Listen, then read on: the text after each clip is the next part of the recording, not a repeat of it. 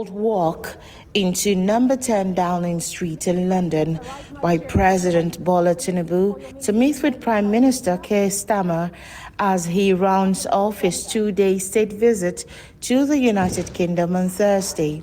A visit aimed at strengthening bilateral relations between both nations. Join the EU.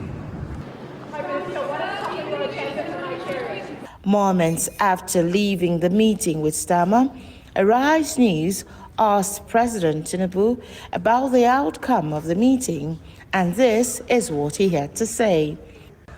Mr. President, just over here, Arise News, Mr. President, how did the conversation go? Were you able to talk about security, Mr. President? What did he say, Mr. President? What were you able to ask him? But a news hangout later said both leaders discussed the long-standing colonial history between both countries, with the two leaders highlighting defense and economy as key areas of bilateral collaboration. President Tinubu urged both nations to build on their long-standing relations by strengthening trade ties and expanding mutually beneficial economic cooperation.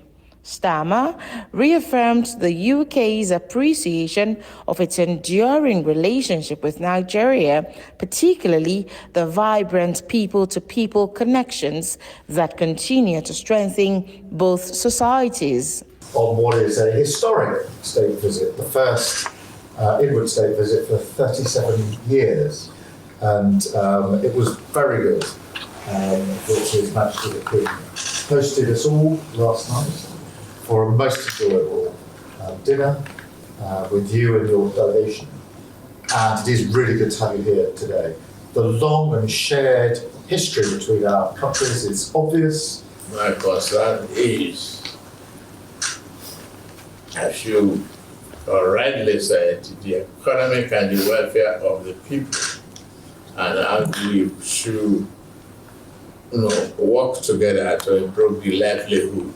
Being the largest city in the West Africa, country in the West African region, and on the continent, challenged by terrorism and the thing coming from the Zaire and the conflict of climate change and all of that, we will be able to discuss it in bilateral relations and see what Britain can do to accelerate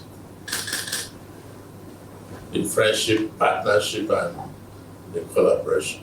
Later on at the Lancaster House, President Tinubu, together with his wife, witnessed the £746 million agreement signing for the modernization of the infrastructure at the Apapa and Tinkan Island ports in Lagos.